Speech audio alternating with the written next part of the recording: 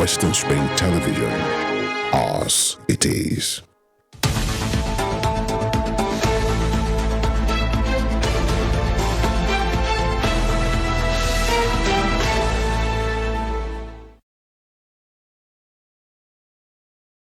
Good morning, Nigeria. Good morning, world. FEMI Ojo is my name, and it gives me great pleasure to welcome you to Morning Spring today.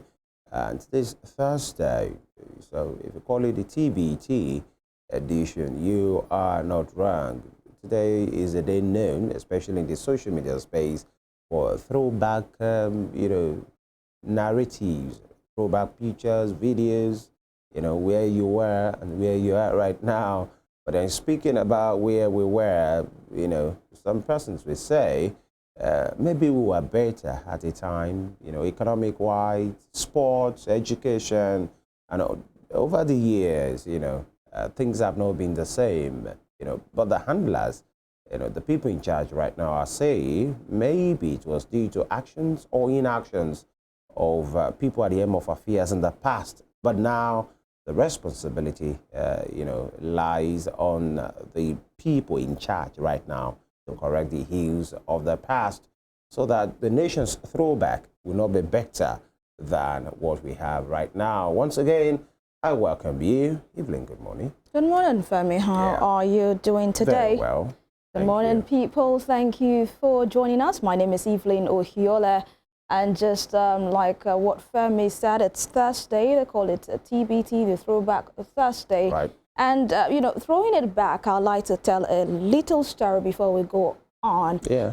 I remember back in the days, throwing it back years now, when I was to move from primary 2 to primary 3. It was a time for me to dump the pencil and start using the pen. Yeah. And I remember how much of a big deal it was for me then.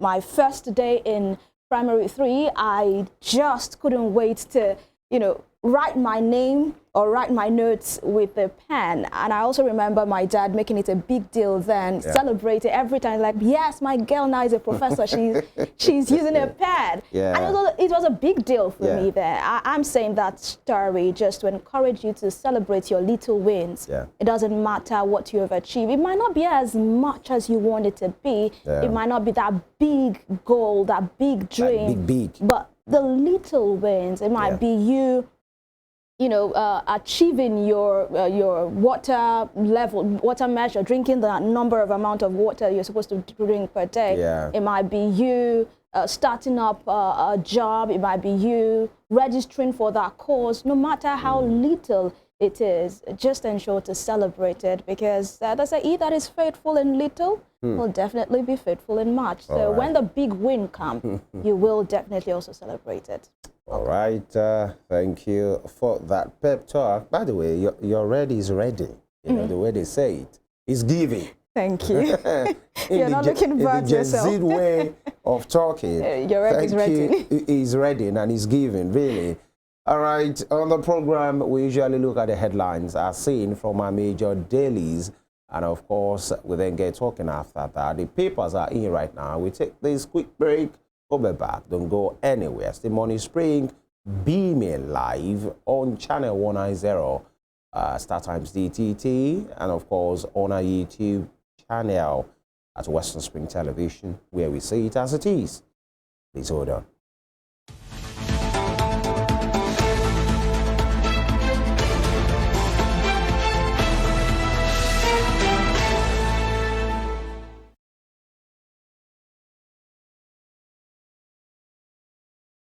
All right, we'll start with the Nigerian Tribune for today. The Nigerian Tribune, and of course, very detailed and busy. We'll try and do justice to it. EFCC discovers Yahoo training schools in almost all states. Yahoo training schools, that is an appellation made popular, by fraudsters, by the way. Yahoo, used to be a search engine, a news platform, but people do more than that. And so, moving on, training schools in almost all the states. Okay, riders are here with it. And it says withdraws appeal against Yaya Bello. Anti-graft agency boss must exercise restraint else. That's coming for lawyers. And CSOs protest in Lagos frown on media trial. EFCC hands over 14 forfeited properties to Enugu government. Many persons are saying that's unprecedented, because we learned the EFCC said these are properties that have been made away by some persons in the past, although they didn't name. And they said the federal government, through the president, told them to go and return it to the state that owns them. And, 14 forfeited properties have been returned to Enugu government. Moving on, federal government suspends Dana Air operations. Federal government suspends Dana Air operations. You know what happened?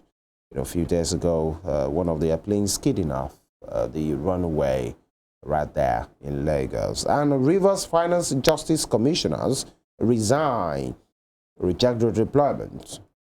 Rivers Finance and Justice Commissioners have resigned and they have rejected the redeployment. What is cooking in Rivers State? West Africa losing primacy in cocoa production, expert warns. Of course, the West Africa, and especially in the African continent, is known for that. Talk about Nigeria, talk about Ghana, talk about Ivory Coast, and Senegal and some other states in the West African sub-region. Moving on, Sanwo-Olu, we have fulfilled our promises. Launches free food for 500,000 households under Eco Cares. And medical outreach for vulnerable begins next week. You can see the picture there of the governor of the state, Babajide Olusola Sanwo-Olu, checking on some of the medical drugs flanked by the Commissioner for Health, Professor Akin Abayomi, and many others. Nigeria divided, requires one statesman to unite it. That is coming from Saraki. Nigeria divided, requires one statesman to unite it. Saraki. Our system should allow young people assume leadership position. That's coming from Makinde. Southwest speakers insist on multi-level policing. Top street, 7 aspirants slug it out as Ondo PDP governorship primary holds today. Okay, the APC have had theirs, though, few skirmishes here and there. The PDP, that's the main opposition party in that state, will be having theirs today as well. Tinubu approves takeoff of consumer credit scheme. Okay, and federal government revokes 924 dormant mining licenses. Dormant mining licenses. You can see the picture of the minister in charge of that ministry, Dele Alake, Solid Minerals Ministry, Solid Minerals Development Ministry, doing what they are doing at this time. That's all. That, by the way, before that, ban on open grazing still in force. Obaseki, that's talking about it. Those states. That's all that the Nigerian Tribune has for us on its front page. All right, from the Nigerian Tribune, we head on to Daily Trust newspaper this morning, trusting the headlines that we have on the front page. On Daily Trust, corruption, undue influence, undermining our justice system. This is coming from CJN. And the riders, Tinubu, NBA demand judiciary reforms, curb expert day order abuse. Akpabio tells NJC, and politicians, not judges to blame, Yadudu says. And of course, this is going to be a trade of blames on who is to be blamed when it comes to this judicial abuse. Away from that, concerns as fuel queues worsens in Abuja, Lagos, others. Varsity workers demand 350,000 minimum wage. Loans, Kaduna Assembly demands El-Rufai's transactions. Tinubu approves takeoff of consumer credit scheme.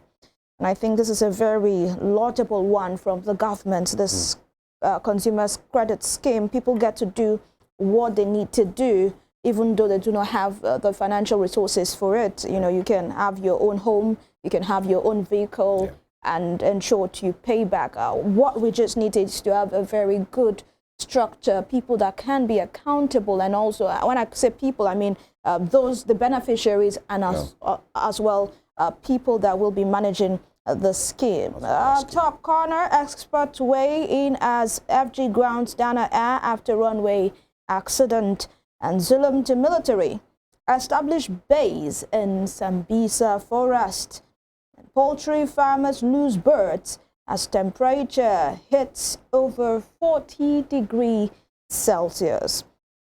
All right, on that, I was speaking with a friend of mine who stays in Maiduguri yesterday, and he told me how unpleasant the weather is there. You know, it's the highest of the highs. And I told him, yeah, we are also feeling it here. I said, no, you guys are not. What are you feeling? What times? The heat or what? The heat, yeah. He said, you guys are not feeling anything. You don't, it's as if, he said, I've not been to hell before, but this is like literally hell. I mean, an idea. You know, but then it is what it is, and this is the time to actually stay close to your water. You need to stay hydrated at this time. And that will be all from Daily Trust. All right, from the Daily Trust, we move to The Guardian. The Guardian newspaper is next. And of course, it's reading with statistics here. Federal government's non-retention policy.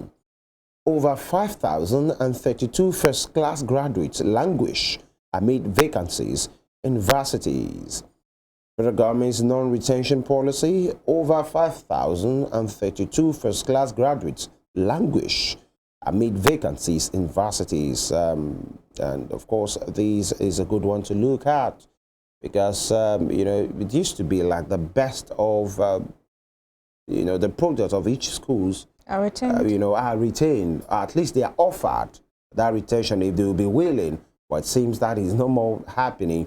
And that is, and amid vacancies, obvious vacancies that needs to be filled in tertiary institutions. You're having your best, but you are not even offering them that first right of refusal.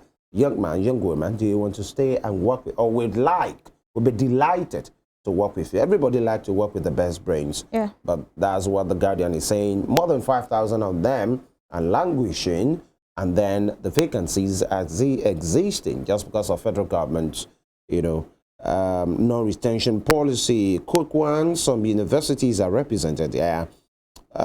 Starting with the University of Lagos, commonly known as UNILAG, 2019 to 2020, they had 281 first-class graduates. 2020 to 2021, 238. 21 to 22, 158.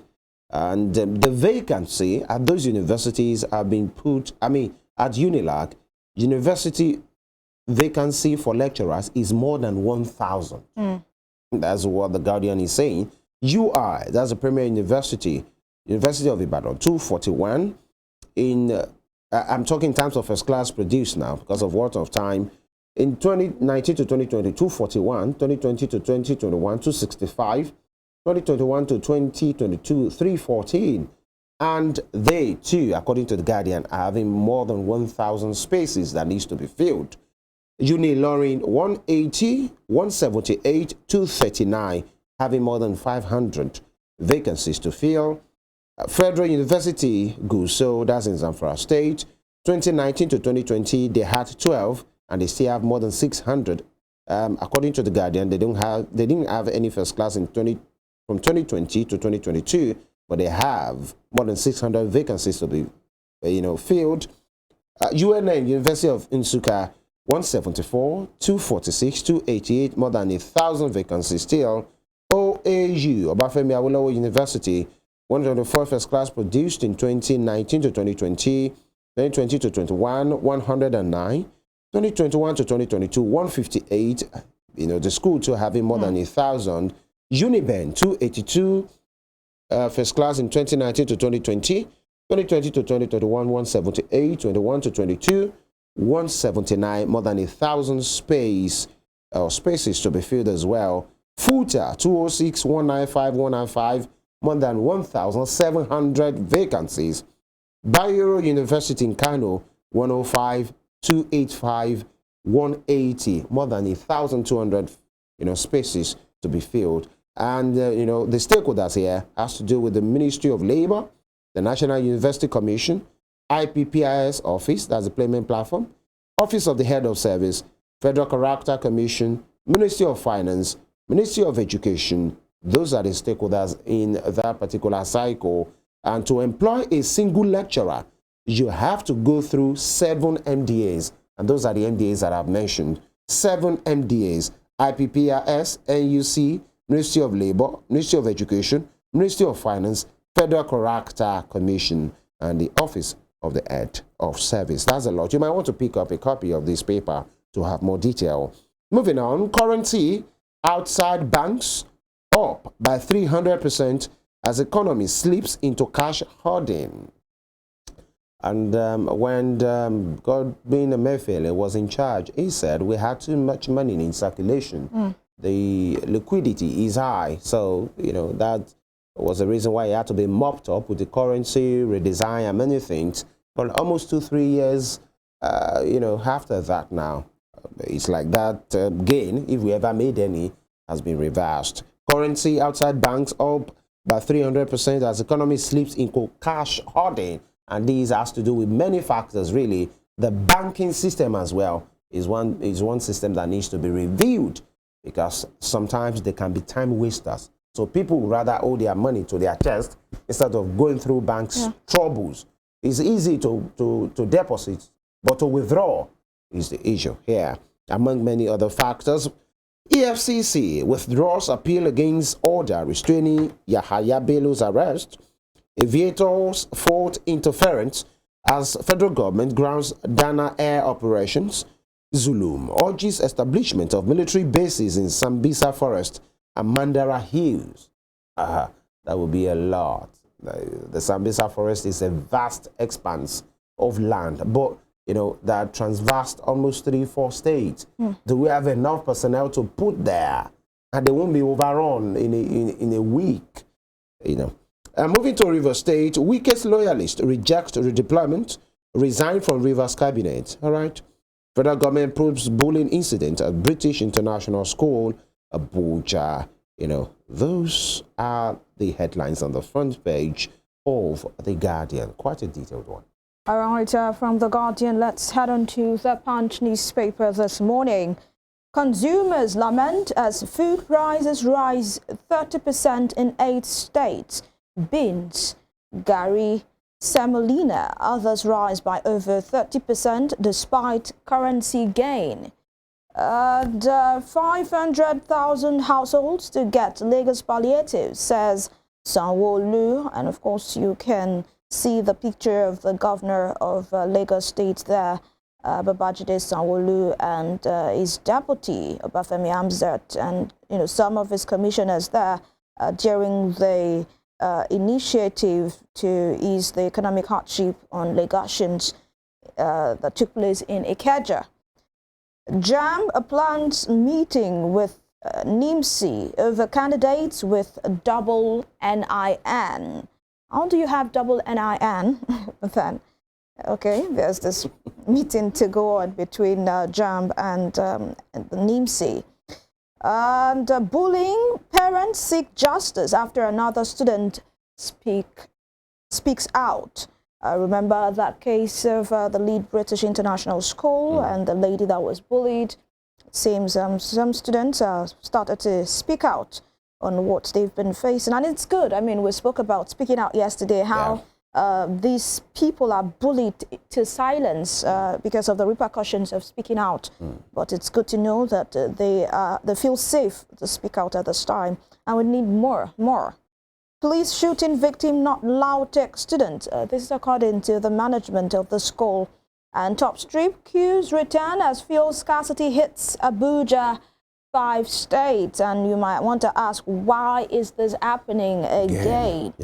Get the details on page 21 of the Punch newspaper this morning.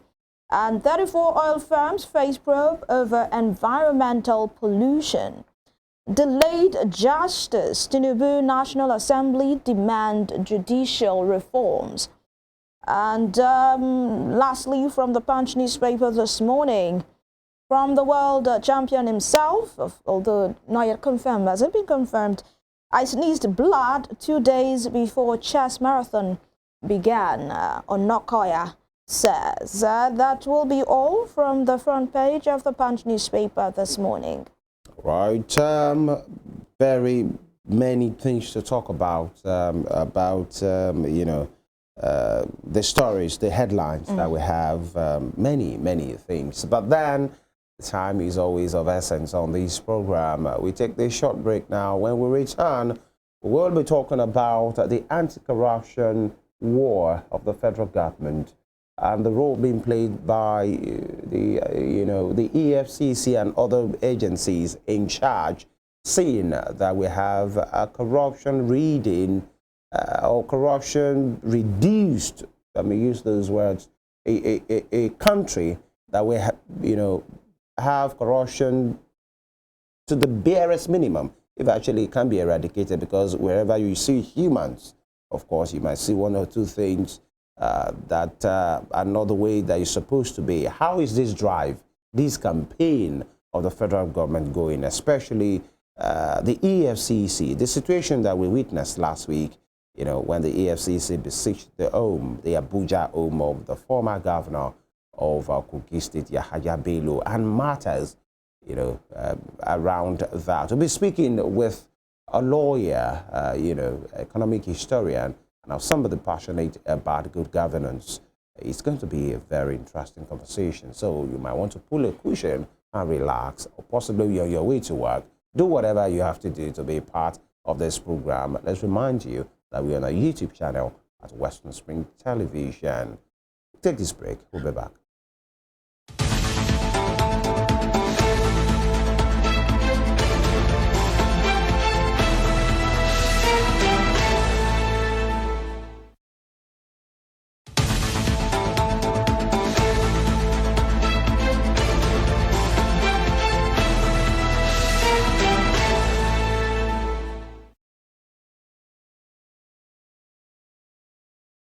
All right, you're welcome back. And just like I said before the break, the conversation this morning is about the anti-corruption campaign, the war against corruption of the Bola Tinubu-led administration. Yes, maybe we take it back a bit.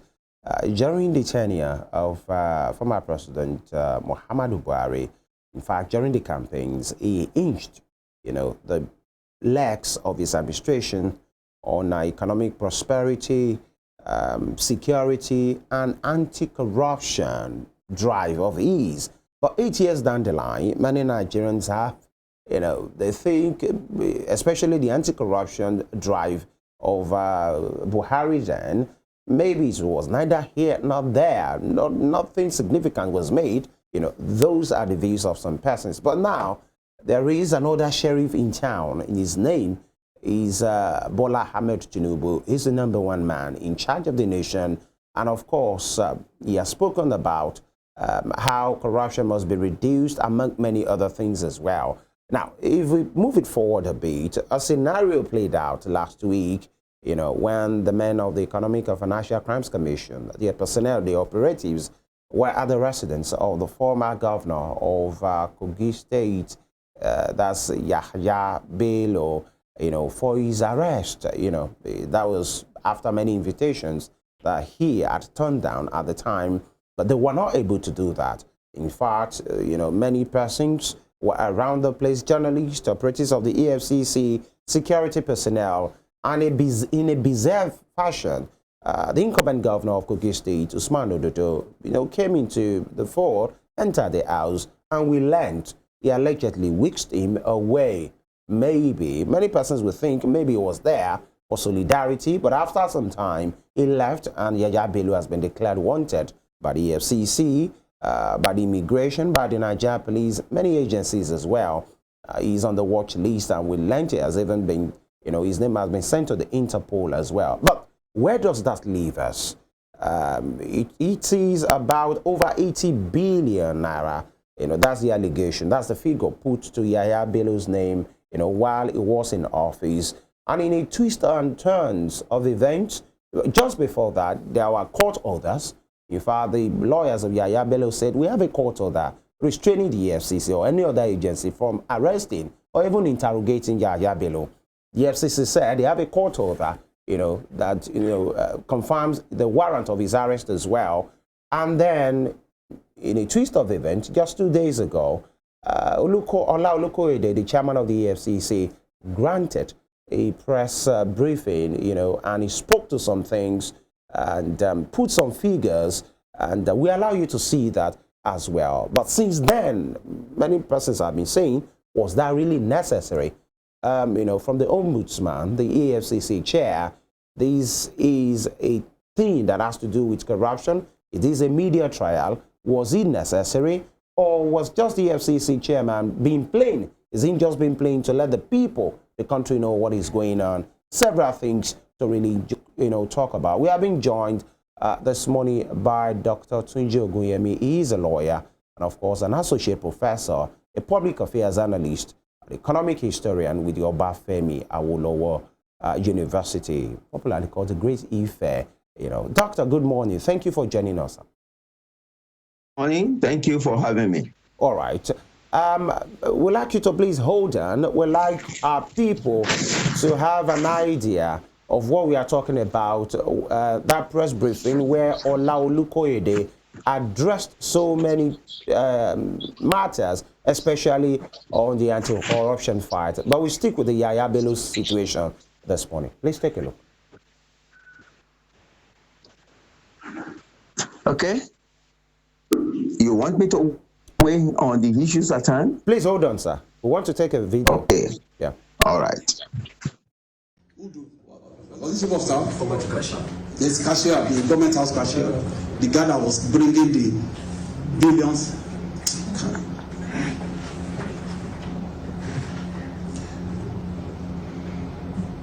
I'm so passionate about the need for us to move forward in this country.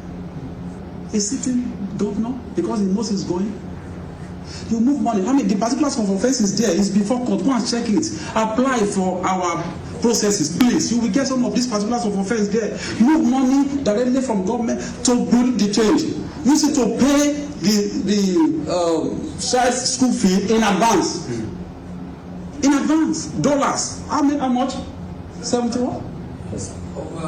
Total is over almost 800. Yeah. In dollars, yes. In dollars. $72,000. $720,000, sorry. $720,000 in advance. In announcement that he was going to leave government house. In a poor state like Kogi. And you want me to close my eyes to that? Under the guise of saying I'm being used. Used by who? At this stage of my life, used by who? By who? For crying out loud. I assumed office here. I didn't initiate the case. I inherited the case file. I called for the case file. I called for the report. And I said, look, there are issues here. Do you know on my honor, I put a call across to him, which ordinarily I'm not supposed to do. Just to honor him as a governor, as a immediate past governor. Sir, there are issues. I've seen this case file. Can you just come? Let us clarify these issues. I'm under camera. He said, sir, I thank you, my brother. I know, but I can't come. There's one lady, I don't know what her name is, that she learned she had said, she has surrounded the EFCC with over 100 journalists, to come and embarrass him and intimidate him and all kind of stuff. I said, okay, if that is your fear, I'm going to pass you through my own gate, special man's gate. You will come to my floor. We will accord you that respect. I will invite my operatives. They will come and interrogate you or interview in my own office. What could be more honorable than that? In my own office. To allay the fear. Thank you, sir.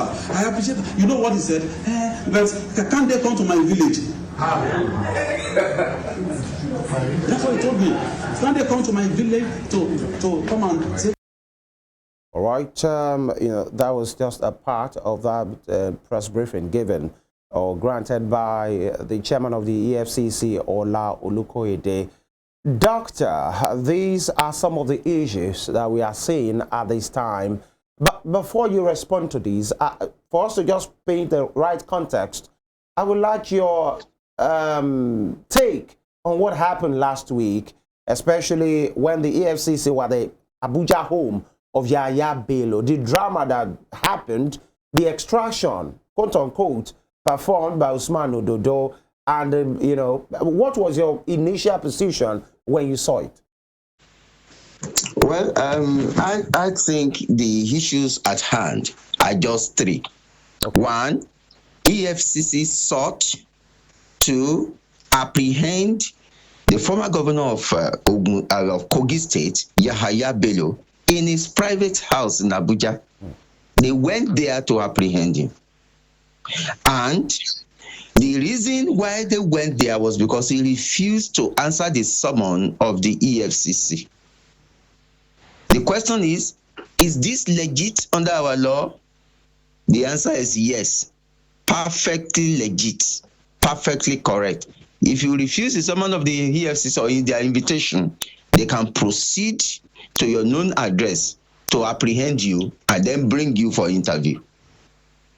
Then the governor of Kogi State, his name is Ododo, got wind of it, went straight to that house, and of course, you know he has immunity from being prosecuted, and you cannot be refraining and restraining a governor. It's not possible in Nigeria. He went there, obstructed the EFCC, extricated, took Yaya Bello in his own private vehicle and drove him away. That's an obstruction. That's a clear breach of the law of the land. So these were the three issues that happened. And so instead of just answering the call of the law, to answer the law officers and the law enforcers, the former governor, Yaya Bello, failed, refused, neglected to do it. And then the governor conspired, the governor of Kogi State conspired with him to breach the law of the land by evading arrest. Legitimate arrest. So what is it? And instead of doing that, of giving his explanation with respect to that, they went to organize people to protest both in Kogi State and in Abuja against the EFCC on the spurious reason that he was being harassed. And these are just clear issues. So EFCC had the abounding duty, because it is very easy to blackmail government institutions in Nigeria by simply just saying they are coming to harass me. It is against human rights. Not knowing that justice has three sides. Justice to the person who is being accused, justice to the law, and justice to society. These are the three sides. The society needs to know what was actually happening. And the EFCC chairman, rightly, within his powers and the convention of the practice, called the press conference, then explained to them that there was no intent to harass any Nigerian citizen, let alone Yaya Bello, a distinguished Nigerian, former governor of a state of Nigeria, but that it was in the pursuit of the legitimate duty of the EFCC to arrest him so that he could come and give an explanation as to how he had used certain things, including the resources of Kogi State. What is strange in that? That's perfectly in order. I know sections 34, 35, and 36 of the Constitution of the Federal Republic of Nigeria speaks of that a human being, a Nigerian citizen, anyone resident in Nigeria shall be treated in a dignified manner. Particularly section 34 says there's a right to the dignity of human person. Therefore, you can't do A, B, C, D. You can't torture him. You can't, you can't breach his telephone number. You can't. So many things you cannot do to a Nigerian citizen. Which of these will Yaya and his handlers say has been done to him? Absolutely none. Is it illegal to arrest you? It's not illegal to arrest a Nigerian who has been reasonably suspected to have committed an offense. EFCC is not a court. They didn't find him guilty of anything. They only said, you need to come explain. So it's perfectly in order. And no Nigerian has any right to be evading, dodging, and preventing other officers of state from arresting a citizen. All right, doctor. But, wonderful explanation there. But what do you say to the order gotten from Kogi State High Court restraining the Economic and Financial Crimes Commission to arrest the former governor Yaya Bello? Very good. That is a legitimate order issued by a court of law in Nigeria. Okay. And that legitimate order needs to be respected.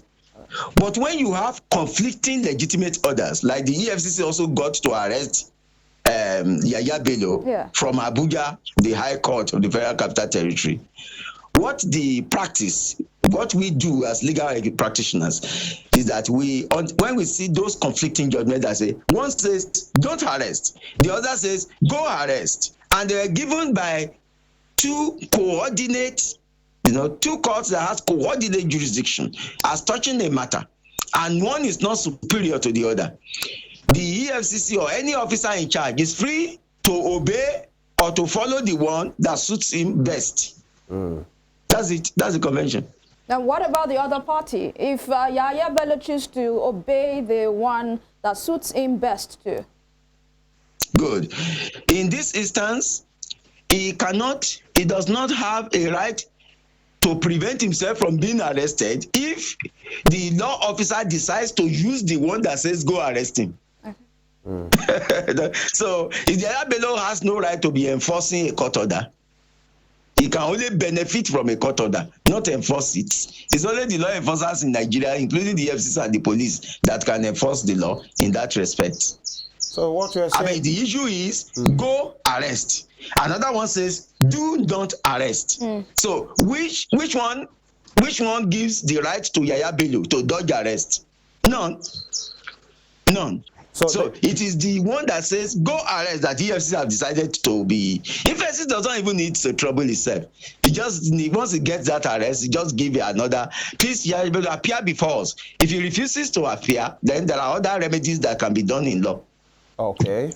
So very simple. You are saying that choice of either to arrest, or not to arrest is at the discretion of the EFCC in this particular matter. Perfect. Your interpretation is perfect. That's the law. All right. And, talking about moving away from what happened last week to what happened this week, 2 days ago, at that media briefing. Sir, many persons have said many weighty allegations were thrown at the person of Yaya Bello, and the EFCC chairman, Olukoyede, was explicit rather. In fact, he shared experiences. He shared what he has done in his capacity. He even said there was something that he shouldn't have done, but he did just to respect the stature of a former governor, in which he put a call across to him and say, come and answer us. And Yaya Bello gave excuses. He still went ahead to say, don't worry, you will use my gate, the access to my floor, for you to answer these questions, and my investigators will work with you. But he didn't come. And he said, Yaya Bello, allegedly, while he was in power, envisaged that he was leaving and spent $720,000, on his, maybe a child or his children's education. People's money, he paid in advance. That was an allegation by the EFCC chairman to say, why will he do that? And he was accorded every respect for him to respect himself enough to come and answer to these questions. But your guess is as good as mine. He didn't do any of that. But this morning, Doctor, as is reported in the dailies, some lawyers have been warning the EFCC that they must exercise restraint. Else, some CSOs are protesting in Lagos, and they are frowning that media briefing is more or less like a media trial. Yes, you have these allegations against him. You have your facts. Shouldn't you be telling the courts that this briefing by the FCC, but some have said, is an attempt to sway the public against the person of Yaya Bello? That is purely media trial. Do you agree? You're a lawyer. I disagree. What is media trial in that? Is Yaya Bello not going to the public to expose the issues concerning his alleged arrest? Don't forget what the EFCC chairman said was just a mere allegation. Just a mere allegation. He could be wrong. But he could also be right. So which law in Nigeria prevents a law officer from giving explanation as to why he intended to arraign a person They only gave a reason why he thought it fit and proper to bring Yaya Bello to book. And if he had neglected, failed, or refused to give the explanation, it is the same Nigerian press and the CSO that would say, what were the real reason? What were the attenuating circumstances that Yaya Bello needed, to come and explain? This is just perfectly in order. What is media trial? Where is it written in the law of Nigeria that there is a media trial? Where is it written? It does not exist anywhere. I think some people should not take the bounds of freedom, liberty, which is contained in Section 35 of the Constitution of the Federal Republic of Nigeria, to a ridiculous level. I mean, if you say someone is a thief, you have an abounding moral duty to say, what did he steal? EFCC is saying Yaya Bello is a thief. That's what they're saying. That is a thief. That he directly took money from the government purse and spent it on personal issues, which is, of course, is a terrible offense under Section 26 of the Finance Control and Management Act. It's also an offense against the state in the criminal code and the criminal law, even the penal code of Kogi State. So what are we talking about? Are you saying he should fold his arms and allow all negative press, all negative, vicissitude to be visited upon his institution? That is when you will now say, he didn't do anything. So media trial has no place in the Nigerian legal system. Essentially, what you are saying is what Olukoyede have done is right, and he's only setting perfectly in order. And he's only setting this record straight for people to know. Yeah, he has shone the light upon the reason, the very cogent reason why he needed to have Yaya Bello in the court. And don't forget, the intent is to arraign him before the court, not to go put him in prison. The discretion as to whether it will be in the custody of EFCC or DSS or prison or anything is just within the jurisdiction of the court, not EFCC. EFCC cannot just apprehend you and say, go to prison. Is EFCC court? Of course not. So if you are refusing, neglecting to come to the EFCC or to even the court to get arraigned, I mean, are you not trying to do criminality? Is that not a crime? You are committing a crime by that omission. You refuse to present yourself. That's another infraction of the law itself. In fact, EFCC can go on that one alone, and Yaya Bello cannot escape it. Not even to neglect the issue of corruption. He has committed an egregious offense against the state. All right, Doctor. By refusing to present himself to be questioned and to be arraigned. That's disrespect of the law and the courts. So how do you react to the lawyer, the counsel to Yaya Bello saying him not being in court, is afraid of being arrested? That's the reason. Not that he doesn't want to come to the courts, but then he's afraid of being arrested by the EFCC. How do you react to that? Well, as at the last time that I checked, being afraid is not a reason tenable for not presenting yourself to the police. If you are afraid, it is within your psychological management skill to be able to manage your fear. I mean, so a lot of people are afraid of so many things. People are afraid of being sacked. People are afraid of, is that why they will not go to school or present themselves before their bosses? People are afraid of many things. I mean, what a puerile explanation. I think some people should give the legal profession more dignity by pandering to certain things that are outside of the law and convention. What is the meaning of fear? Where is it written? That because you are afraid, then that is why you will not obey the law. You commit an offense even further by refusing to obey the law, which you ought to know that reasonably ought to know that you ought not to disobey. Is that not? I mean, Yaya Bello was a governor. He was an enforcer of law himself. He enforced several laws, including arrest, bringing to court of so many people within his state. Natasha Akpoti was she not afraid to? When Yaya Bello was doing the same to what of Dino Melaye? How about that? I mean, what of Aleke? So we are talking of a station in which people are presenting themselves as if they are a no-go area, they are special breeds that cannot be touched. The president of the Federal Republic of Nigeria, head of state of Nigeria, former head of state, was he not apprehended, brought before a court, and tried? I mean, the former chairman of PDP, his name is the highly respected Baba Bode George, was brought before the court, arraigned, tried, and jailed. How about that? So what's so special in Yaya Bello? All right.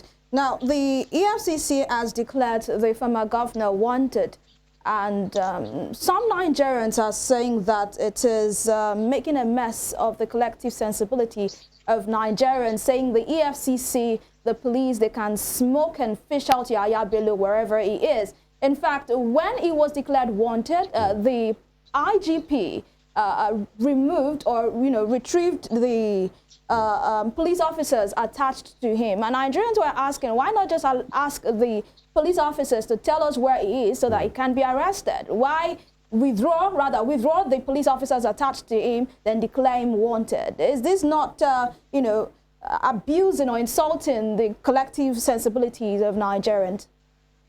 No, the people are putting the cart before the horse. Okay. If the police officers surrounding Bello had been ordered to arrest him before the request that he should appear, would that not have been preempting the law? Would that not have been a disrespect to his person? Don't forget, Yaya Bello was former governor. It would have been a disrespect to his person. So EFCC legitimately invited him. It was only after he refused and neglected and failed to obey the summons, but rather conspired with the governor of Kogi State to escape arrest. That was when they now had to take a decision to say, you police around him, arrest him. And those ones refused. They refused. So if you refuse to carry out legitimate order of your superiors, you know that you are going to the orderly room. Of course, if you are to be in the military, you will be court-martialed. Simple. But this is a liberal democratic society. You cannot just take the laws in the hand. Before you say that a person, the police officer, who ought to carry out another did not carry it out, you have to take me through a trial. So what did they do? They withdrew the officers from him. Okay, you come for further briefing. We need you at the headquarters. That was all.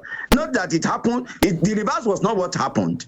It was after Yaya refused, neglected, failed to obey his legitimate summons and the officers around him failed to carry out the order that they withdrew the officers. I mean, the steps-by-steps moves are clear to Nigerians, and the EFCC have been explaining this. We know this. This idea of if people had proceeded against Yaya Bello without the summon, without the exclusion of time, giving him time, reasonable time, a time not less than 2 weeks, you'd give him, and he failed. What else could you do other than to say, go physically and arrest him? And if people around him made it impossible to arrest him, maybe because of personal loyalty, maybe because of being very good to them in the past, and maybe because he tells you, okay, how much is your total salary from now until you retire? And they say, this is I'm going to pay you. You think those officers, going by Nigeria's level of poverty, will not obey their boss? That's what happened. That's what happened. There's no way, there's no hiding place for Yaya Bello in this matter.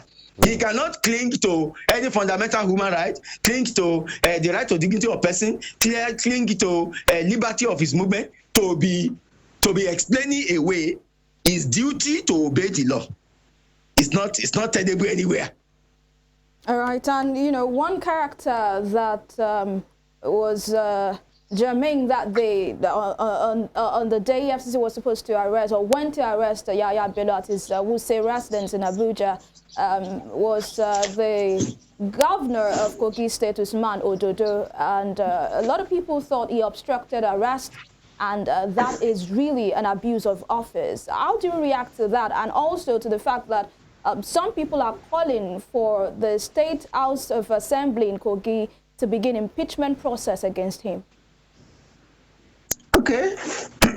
It's one of those cases. It's a clear case of an abuse of office, no doubt about. In fact, abuse of his privileges. But he's above the law.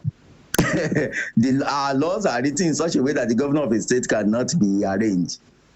So what EFCC will do, and what they have always, what some other agencies that are very very dutiful have been doing in the past, is to wait for him to finish his governorship. The maximum you can get is 80 years.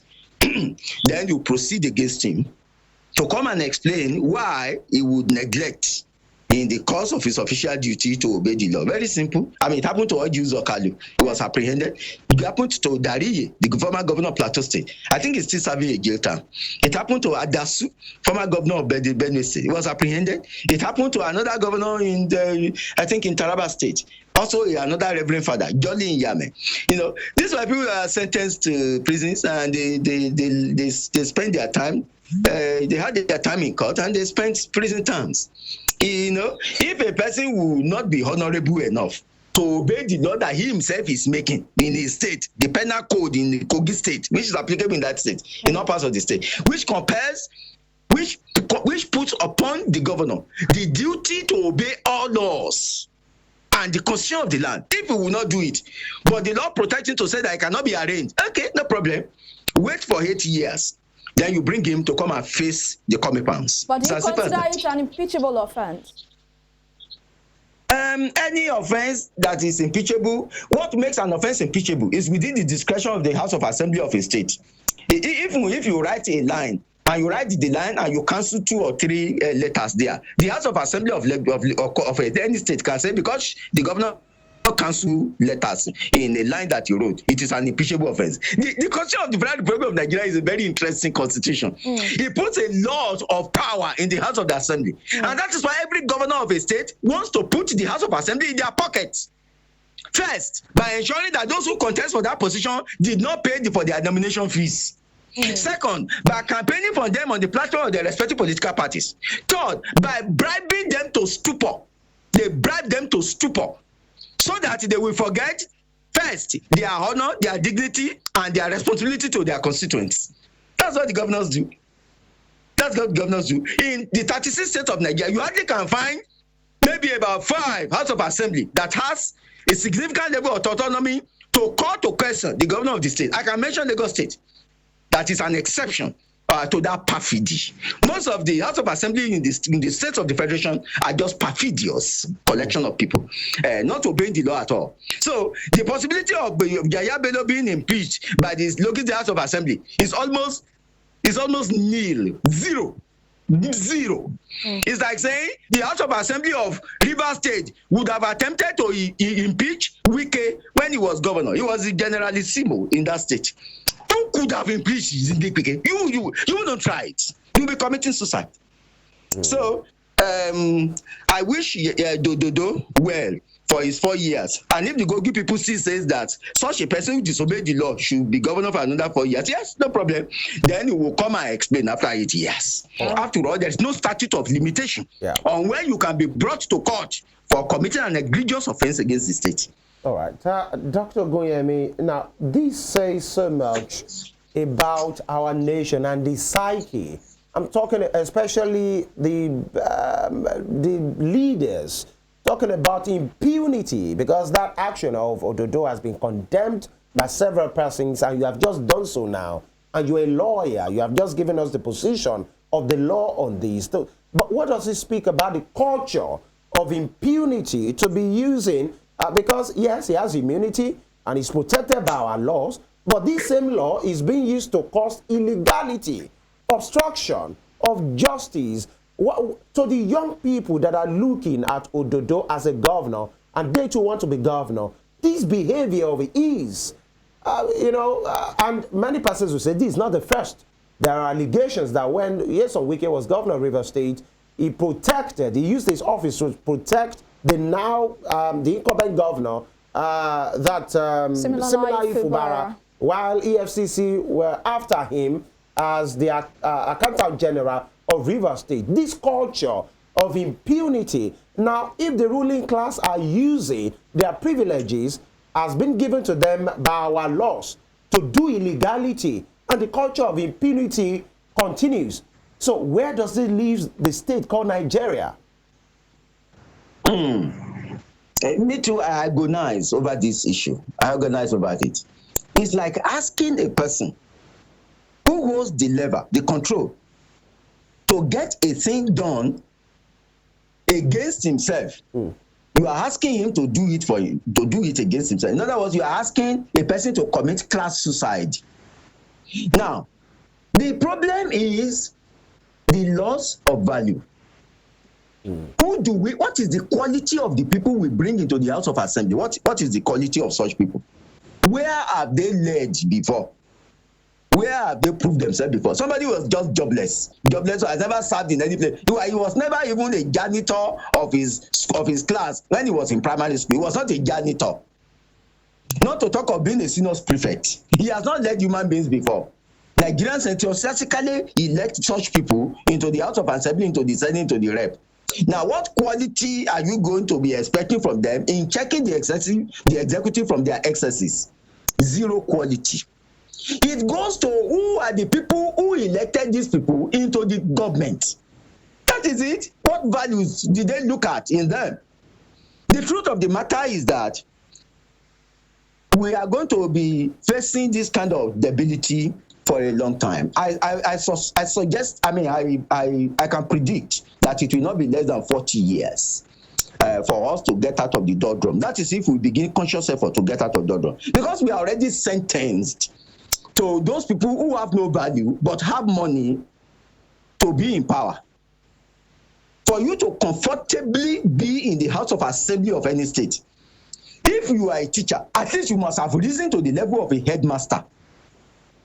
If you are a vulcanizer, at least you must have risen to the level of being a unit leader in your own area. If you are a teacher in the university, at least you must have become a senior lecturer, at least. If you are someone from the journalist, at least you must have been able to be a feature editor somewhere. But in Nigeria, what is the quality of the people we put in parliament? Our constitution, the same constitution, says that one, that person, though may go to school, he need not pass. I mean, do you know the qualification of a governor of a state? Is that he must have been educated up to school certificate level. He does not need to pass it. I mean, have you not been seeing people forging results and forging certificates and say they are contesting? One person has about 4 different names in 4 different certificates the other time. I mean, who was going to be the deputy governor of Lyon, I think, in Bayelsa State. Yeah. On that ground, that was why the governor who did not offend, did not do anything, lost his chance, and Duyediri came in. I mean, is it not in this country? To be president of Nigeria, the president of the Federal Republic of Nigeria, you don't need to pass any exam. You only need to be able to read and write, or to be able to understand English a little. That's what the Constitution says. And it was put together by Professor Yadudu and his friends in the military. Sat down, just read the Constitution and gave to us. Look, we are in dire straits, almost a cul-de-sac. This Constitution cannot serve the purpose of development. I tell you. All right, Dr. Ogunyemi, quickly before Evelyn comes in now. First one. Ola Olukoyede, the chairman of the EFCC, at that briefing yesterday, vehemently said some persons had accused him of being used. And using his word, he said, who wants to use me at this time, at this stage of my life? Those were his words.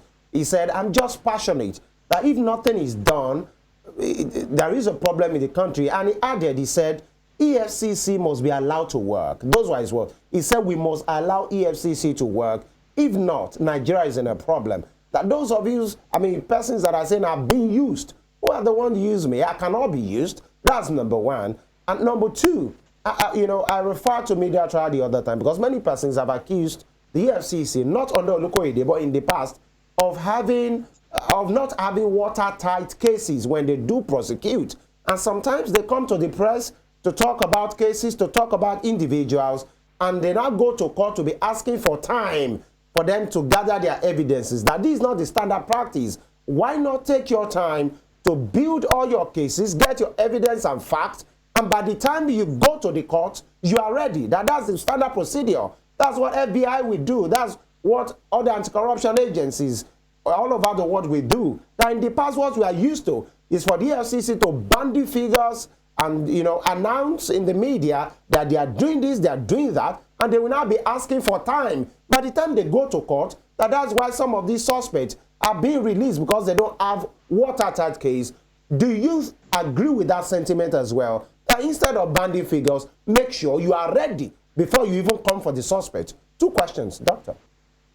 I'm not ready. I don't agree with people banding granting all manners of data. And by what authority do they have? On any Nigerian that's listening to us, you just back check. So try to check, even Google check, to check how many convictions had EFCC had in the last 5 years. You will be surprised that it is in excess of 600 convictions that it had. How much has it been able to retrieve from thieves, leaders who were thieves? You'll be surprised that it is in excess of 500 billion naira. What are they talking about? See, when you continue, I know that it is wrong to be fishing for evidence. You go and arrest a person first, and then you are looking for time to be looking for evidence to incriminate him. I mean, it's even against the constitutional provision. But when there is a sufficient or a significant degree of culpability established against a person, EFCC, even though that's not gotten all the facts, can go to court. And you don't need to convict a person on all the charges. Just one is enough. If it is an indictable offense and it's gotten convicted on that, it's enough. If, for example, Yaya Bello is not convicted on taking $720,000, but only $700. That $700 has the same effect as $7 million. Stealing is stealing. We still get the same sentence in court. I mean, the same sentence of imprisonment. You will still be asked to refund. How about that? Please, let's also play to the gallery.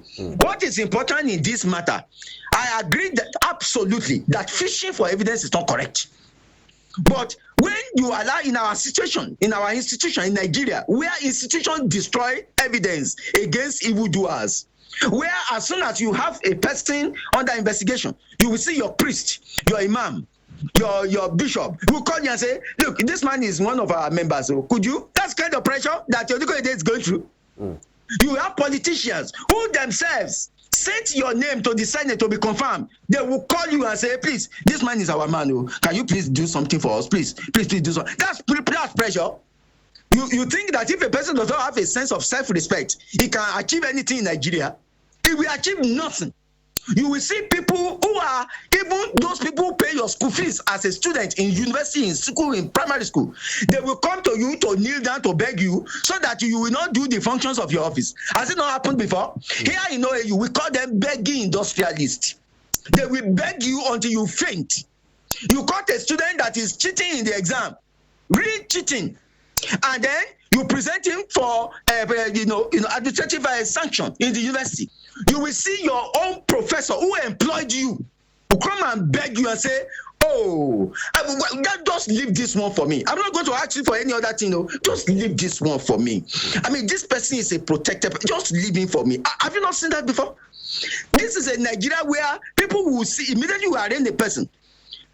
They will give money to those people in the institution of keeping the record to go and destroy that record. You think EFCC will wait until the record is destroyed before it files an action if it reasonably suspects a person that has committed an egregious offense against the state? If you steal 10 naira of Kogi State, you are as guilty as stealing 10 million. It doesn't matter the quantum of money. And they can establish that an amount of money was taken from the public purse for private purpose. And people are daring to be saying a different thing. I mean, come on. Let's stop playing to the gallery. All right, Doctor. Now, the EFCC boss, Lau Lukoyede, seemed to be taking his job very seriously. Many Nigerians are impressed with his job so far. I would like to ask if you are one of the many. Of course, I'm impressed by his records. Not now. We followed such people, and we know. I mean, right? Don't forget that Lukoyede is a lawyer, so we know him. And we have looked at his credentials, and when he was not even in that office. So people have records. There are records that can be used. Records of honor, by reputation, by integrity, and one or two things. Yes, we are not saying that a human being cannot misbehave when he gets to power. That's not what I'm saying. But we are insisting that so far, so good. Olukoyede is working within the ambit of the law. And Yaya Bello ought to respect institutions in Nigeria. People respected him when he was governor. Let him please respect the institutions of governance in Nigeria, including the EFCC. Even if it means that we just go to just about 2 or 3 years in jail, but it's so difficult in that. He will use it to purify himself and become a good Muslim that he claims that he is. All right. Controversial cases that are with the EFCC. We have the case of Yaya Bello, the case of the former CBN governor, Godwin Emefiele, the case of the humanitarian ministry, then the case of the former aviation minister, Hadi Sirika, and of course, the entirety of those who actually handled the ministry at the time. But then people have called it selective war against corruption. You know, we call it war against corruption. That's what the EFCC is doing. But a lot of people, or many people, think it's selective war against corruption. And we have seen people tagging the EFCC to, for some cases to be revisited. And they say that these are the presidency boys. The EFCC chair or the EFCC as a commission will not go after the presidency boys, but those people that are considered opponents or not in good terms with the presidency. How do you react to this? You can give a dog a bad name in order to hang it. I mean, that's the attitude of the Agbotikuyos in Nigeria. I don't trouble myself with such kind of attitude. But who can be more presidential boy than Yaya Bello? He's in the same political party as the president of the Federal Republic. He contested He was against chairman Mr. of the youth and the mobilization. How about that? He mobilized actively for the election of the president, and the president won in his state when he was governor. How about that? So I don't think it is selective. Okay, when these people have the records, or people they think that they have stolen money or done something that is wrong against the law with respect to the resources of the state, can they please ask the EFCC for a power of attorney to help EFCC prosecute them? At any rate, EFCC cannot prosecute, has no capacity to prosecute all criminals. Has no capacity. Where is the EFCC capacity? How many lawyers are there? There are less than 60 people. How many lawyers are in EFCC? There are less than 60. How many vehicles do they have to do operation in every part of the country? There is less than 200. So what is it? If these people find that, oh, there are other people who are suspect, let them approach the EFCC or the Attorney General of the Federation for a power of attorney. After all, what was his name? Now Commissioner and now Minister for Aviation. Keyamo sought for a power of attorney to prosecute a Nigerian, and the Attorney General gave him the power of attorney, and that person was arrested, was jailed. I won't mention his name. So even Ogunyemi, if I feel sufficiently agreed that a thief is not being prosecuted, then I can approach the Attorney General and give for a power of attorney to help him, to help the state prosecute such a person. By all means, if you see a thief, call him a thief and bring him to the book. So there's nothing wrong in that. I don't see any selectivity in it. Emefiele, did he not commit? Is it not being suspected to have committed some offenses? Is it that they just put the offenses? Okay, when people drive against the traffic in the one way, which is a very serious offense in Lagos, you could be arrested and be taken to a psychiatric hospital, and they can detain you and think that you are mad. That's why you are driving against it. It's a serious offense in Lagos State, and I don't think Lagos State is taking it easy. Even against a colonel, a general who drove against the traffic, the governor of Lagos State arrested him himself and got that person prosecuted. How about that? How about that? So if you feel that a person is driving and there are 20 people driving against the traffic and the police apprehended 4, and then your complaint is that, oh, why did they not arrest all? Did they have the capacity to arrest all? They only arrested you. The fact that they arrested you, can you use it to be an excuse that you did not commit the offense? You drove against the country, didn't you? Okay, and they apprehended you, yes. You are saying that why did they not apprehend some other people? That's a puerile explanation. The army, as the army and the police be arresting everybody who committed offense in the world, they don't have the capacity. It is you that is apprehended that you should go have your time in court. Don't stop playing to the gallery. All right. Before Femi comes in, let's touch on the Emefiele issue a bit. Now, there is a new charge against him. The EFCC has alleged that the former governor, Godwin Emefiele, former governor of the CBN, Godwin Emefiele, authorized the printing of 684.5 million naira using 18.9 billion naira. As an economist, as a lawyer, I want your input on this. How do you react to this? If they are found further and better evidence that Emefiele committed other offences different from the ones in which he is facing, criminal prosecution in court. There is no law that says that they cannot bring those further and better issues in Comita. They can perfectly do. In fact, if tomorrow they find that some people, Manufacturers Association of Nigeria, come to the EFCC or ICPC to complain that EFCC ruined their businesses and that is a currency currency redesigning caused them to lose more than 1 trillion naira in investment that depended upon daily accrual of cash. Then the Manufacturing Association of Nigeria can also go to court to sue EFCC in civil liability, in civil cases. How about that? Even me, the man ruined my business with respect to your chicken. What is it? This little poultry that I have here, and I have a right to do farming. That's what the Constitution says. Doctor, I can proceed against him too. How is it possible that 18.9 billion naira was used to print 684.5 million naira? A lot of people think this doesn't make sense. And yes, okay. Is that, how can that be strange in Nigeria? Does anything about doing public expenditure in Nigeria, does it? How many things make sense here? Very few. Have you not seen a person who spent 40 billion naira to construct an highway? What do they call it? Airport that does not exist. I mean, in Emefiele's case, you even see the naira. I think your question is looking at the disproportionality of using billions to print only few millions of naira, isn't it? Yeah. At least you can see the naira printed. The fact that a Nigerian gives a contract and that contract is utterly at variance with rationality in terms of costing, pricing, and invoicing. Is it not part of our national debate? Yeah, it is. I'm not surprised that Emefiele will use more money to print lesser money, and in the ratio of 1 to 10. That's like Emefiele's methodology. That's strange in that. Yeah, Dr. Ogunyemi, time is always a constraint here, especially when we speak with men of knowledge like you. Less than 4 minutes, and I have two questions. Number one is this.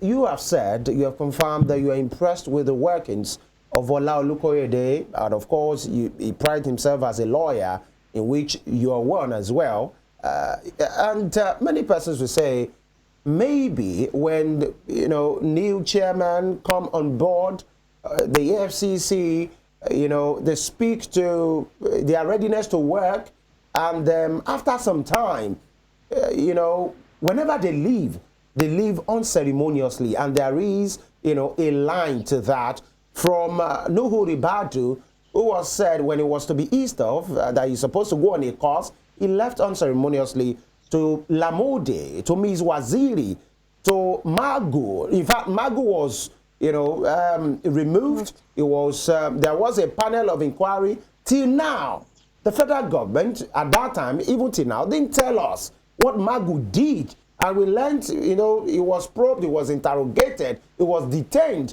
At the end of the day, it was released. Till now, we never knew what Magu did. Bawa came on board. Many persons were saying, oh, he's young, he's ready, he has the energy. He left that way. And now we have OHIOLEI Olukoyede. From Nuhu Ribadu to OHIOLEI Olukoyede, why do you think the guys that have been at the charge, at the helms of affairs, have always left in that manner? The Nigerian factor. How so? The Nigerian factor. Don't forget, those people that you said left, they did not leave. They were removed. Yes, that's what I mean. They did not leave. They were removed. Now, if someone, a superior authority removes you, I mean, he who has power to appoint can also have the power to remove. If they remove you, you can't complain. But if that had been the decimal, the recalling decimal in EFCC, it calls for concern. It calls for real concern. And I think that it is the political undercurrent and the underbelly of that office. Don't forget, the real customers of EFCC are not the ordinary persons like you and I. They are not the teacher in the school, a poorly paid lecturer in any federal university. No. The real customers are the politicians who facilitated the appointment of the same EFCC chairman. How about that? So when you want to touch the jugular of their finances and their stealing from the state, they may proceed against you. All right. I think those who have the abounding duty to protect the EFCC chairman are, one, the Nigerian Bar Association, two, the courts, and three, the National Assembly.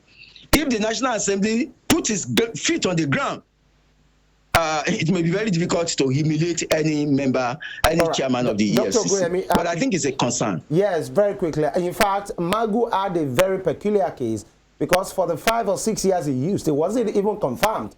It was in acting capacity till he left, but we don't have time for that now. But as we round off, my concern, Dr. Ogunyemi, as a Nigerian, and of course, I know you are a well-meaning Nigerian as well, are we having an issue of state capture here? And I explain that when politicians are being dragged to court or they are to be arrested, you could see in that case of Yaya Bello that we still had some people that were trying to,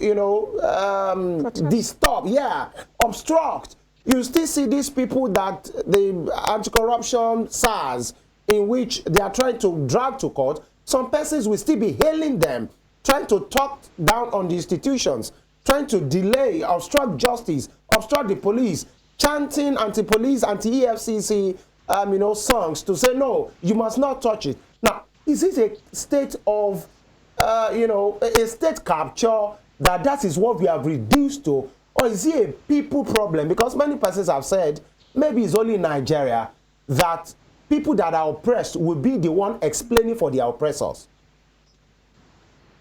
It is both. Actually, it is the capture of the state by the elite. And the elite has captured it because they wrote the constitution and gave it to Nigerians. Don't forget, this constitution did not pass through any plebiscite or referendum. So it's a state capture. If the governor of a state, for example, pays for the nomination form of all the members of the House of Assembly members and ensure that they were elected, are you saying that they will now become elected and be going against that governor? Is that not a capture? Has the governor not captured that House of Assembly? Citizens. So it's part of it. It is reasonable in Nigeria for people to say, yes, we agree that this is a thief, but it's our thief. Leave him for us, it's our thief. I mean, is it not in Nigeria that someone was a criminal kidnapping people? His name is Wadume. Wadume. He kidnapped people, he killed police officers, he killed many human beings. And then he went to a jail of just about 6 years. When he returned, how did these people receive him? They received him with aplomb. They rolled out the drums. They sang songs. They gave him traditional title. They did everything. Wadume, a criminal. When another person who could not be jailed in Nigeria went to Britain, and the British people helped us to grab him and then put him in jail of 5 years. When he returned to his Delta state, did these people not celebrate him? Did they not? Okay, look, we are in the cul-de-sac. And except we do something about this constitution. And how can you do anything about the constitution itself? Except the people who are benefiting from it agree to surrender their benefits and allow you to be their boss. Who does that? That is called class suicide. They are not likely to do it. In fact, independent candidacy should be worked into our constitution so that we don't need to go through any political party to contest the position of a state governor or the position of a House of Assembly member. That way, the political parties who have become the Leviathan, the gods, anointing people over us, and we just legitimize by going for a ritual of election. Those political parties can be de-empowered. But how do you do that? Without the governors, without the House of Assembly members, who are the beneficiaries approving it? At least 24 states, House of Assembly must approve that kind of constitutional amendment. We have been captured, really. All right, Dr. Ogunyemi, it's always a very interesting conversation anytime we have you on the show. In fact, we don't always want it to end, but it just has to come to an end. Thank you so much, Dr. Adetunji Ogunyemi, for your time on the show this morning. Dr. Ogunyemi is a lawyer, a public affairs analyst, and associate professor of economic history at the Obafemi Awolowo University, Ile Ife, Osun State. Thank you for your time this morning.